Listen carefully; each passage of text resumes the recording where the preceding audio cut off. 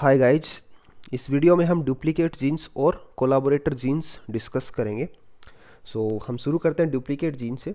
तो duplicate jeans के अंदर फिनोटाइपिक रेशियो कितना आता है ना, 15:1। तो इसके अंदर क्या होता है, इसके अंदर जैसे हम दो जीन्स की बात करें, टू पेयर ऑफ एलील्स की बात करें, तो यहाँ पे क्या होता है कि दोनों जीन में से, ठीक है, दोनों जीन में से किसी की भी डोमिनेंट कॉपी एक फिनोटाइप को प्रोड्यूस करने के लिए इनफ होती है। जैसे हम बात करें कि अपने पास दो टाइप के जीन्स है, एक ए है और दूसरा बी, तो इनके दो वेरिएंट हो सकते हैं। तो यहाँ पे कैपिटल ए और कैपिटल बी दोनों में से अगर एक भी जीन प्रेजेंट है तो फिनोटाइप जो प्रोड्यूस होना चाहिए वो फिनोटाइप प्रोड्यूस होगा।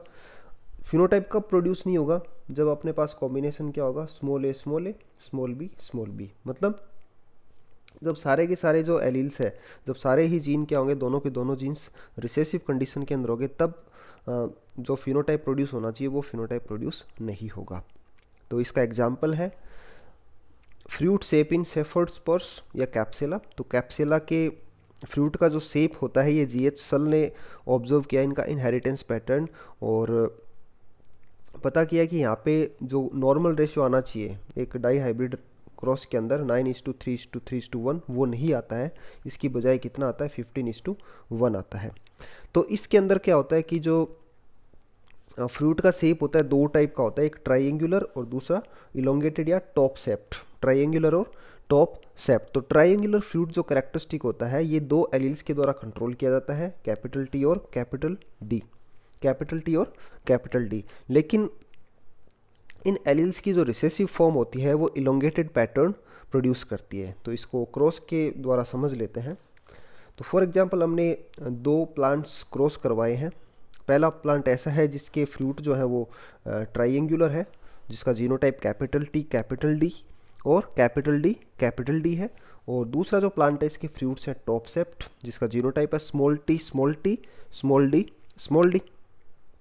तो इनसे जो गैमेट्स प्रोड्यूस होंगे एक ही टाइप के गैमेट्स प्रोड्यूस होंगे, ट्राइंगुलर से विद कैपिटल डी और टॉप सेप्ट से विद स्मॉल डी। तो जो F1 ऑफस्प्रिंग होगी इसका जीनोटाइप क्या होगा, capital T capital D small D. तो इसके फ्रूट कैसे होंगे, ट्राइंगुलर, क्योंकि अपने पास चाहे एक कैपिटल टी आ जाए चाहे एक कैपिटल डी आ जाए तो अपना फ्रूट का शेप कैसा आएगा, ट्राइंगुलर। मतलब दोनों जीन में से जो एक भी जीन की डोमिनेंट कॉपी आ जाएगी तो वो इनफ है। तो इससे चार टाइप के गैमेट्स प्रोड्यूस होंगे, capital T small T capital D small D. तो यहाँ पे जो कॉम्बिनेशंस बन रहे हैं, जैसे फर्स्ट कैपिटल डी, तो यहाँ पे देखने समझ में आ रहा है कि एक लास्ट वाला जो है इसके अंदर कैपिटल टी नहीं आएगा, सारे के सारे स्मॉल है। दोनों जो टी है वो रिसेसिव कंडीशन में, दोनों जो डी है वो भी रिसेसिव कंडीशन के अंदर है। तो एक अकेला कैसा होगा, टॉप शेप्ड या इलोंगेटेड होगा, बाकी सारे कैसे होंगे, ट्राइंगुलर होंगे। तो यहाँ पे फिनोटाइपिक रेशियो कितना आएगा, तो फर्स्ट जो अपनी कैपिटल डी 9 ट्राइंगुलर होंगे, capital T small D 3 triangular होंगे, स्मॉल टी और कैपिटल डी 3 ट्राइंगुलर होंगे। तो इस प्रकार ट्राइंगुलर कितने हो गए, 15, और एक जो लास्ट वाला जो बच गया स्मॉल डी, तो ये कैसा होगा, टॉप सेप्ट होगा।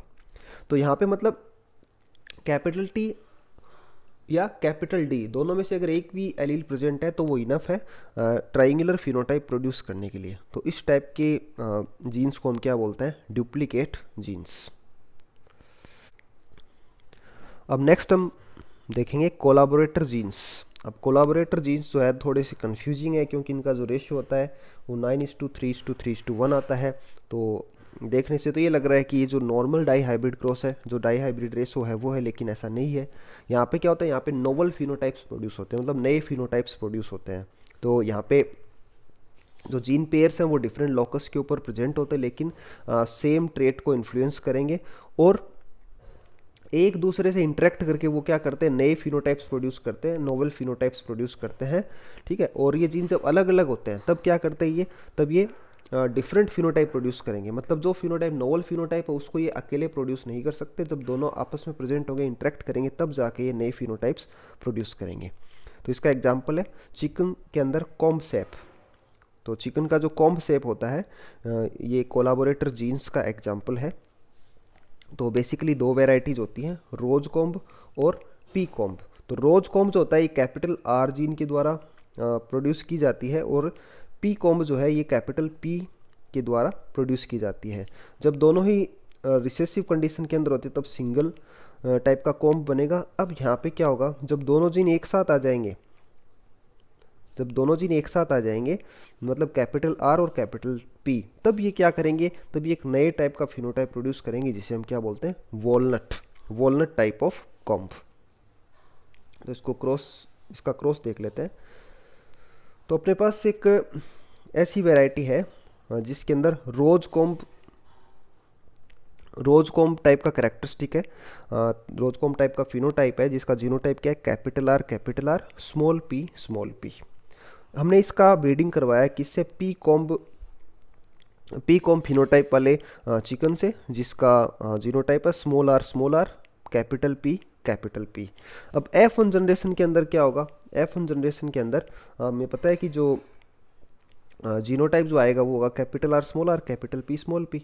अब यहाँ पे क्या होगा, एक नया फिनोटाइप प्रोड्यूस होगा, और वो फिनोटाइप कैसा होगा, walnut.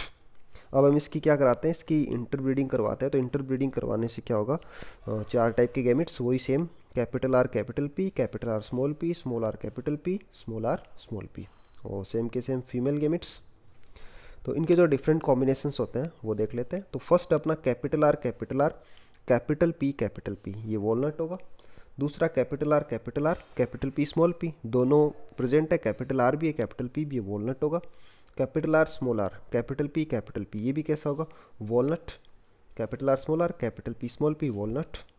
Capital R capital P small P, walnut.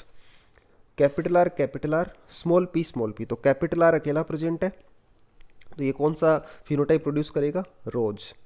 Capital R capital P small P, walnut. Capital R small P rose. इसी प्रकार से capital R capital P walnut. Capital R capital P small P, walnut. Small R capital P. तो यहाँ पे are जो है वो recessive condition में है और जो पी है वो डोमिनेंट कंडीशन में है, तो पी टाइप का फिनोटाइप यहाँ पे देखने को मिलेगा। Small R capital P small P, capital R capital P small P, walnut. Capital R small P. तो यहाँ पे आर का कैरेक्टरिस्टिक देखने को मिलेगा, rose. Small R capital P small P. अब जब दोनों ही जीन्स नहीं है, दोनों ही जीन्स रिसेसिव कंडीशन में, डोमिनेंट कंडीशन में कोई सा नहीं है, स्मॉल आर स्मॉल पी, तब किस टाइप का कैरेक्टरिस्टिक आएगा, सिंगल। इस टाइप से कैपिटल आर कैपिटल पी जब ये इकट्ठे प्रेजेंट है तब क्या होगा, वॉलनट कैरेक्टरिस्टिक प्रेजेंट होगा। ऐसे कितने ऑफस्प्रिंग्स होंगे, 9। कैपिटल आर अकेला प्रेजेंट है तब रोज 3। जब पी अकेला प्रेजेंट है तब पी 3 होंगे। स्मॉल पी तब 1 क्या होगा, सिंगल होगा। तो इस टाइप से यहाँ पे फिनोटिपिक रेशो कितना आता है, 9:3:3:1। हालांकि phenotypic ratio dihybrid ratio के समान है, लेकिन यहाँ पे नोवल फिनोटाइप्स बनते हैं, तो हम बोलते हैं कि जीन्स जो है वो कोलाबोरेट कर रहे हैं, इसी वजह से इसको क्या बोलते हैं, कोलाबोरेटर जीन्स। अगला अपना टॉपिक है प्लियोट्रोपिक जीन या पॉलीमॉर्फिक जीन। पॉलीमॉर्फिक, तो पॉली का मतलब था मैनी, मॉर्फ का मतलब था फॉर्म या रूप। तो ये ऐसे जीन्स होते हैं जो एक से ज़्यादा ट्रेट्स को, एक से ज़्यादा कैरेक्टरिस्टिक्स को अफेक्ट करते हैं, एक से ज़्यादा फिनोटाइप्स को कंट्रोल करते हैं। तो इसका सबसे अच्छा एग्जांपल है लीथल जीन्स। तो लीथल जीन्स हमने क्यूनोट के येलो लीथल के अंदर देखा था कि जो आपका वाई जो एलील है, कैपिटल वाई, ये क्या करता है, येलो कलर के जो माइस होते हैं, मतलब माइस के जो हेयर होते हैं इनके अंदर येलो पिगमेंट के प्रोडक्शन को इंड्यूस करता है।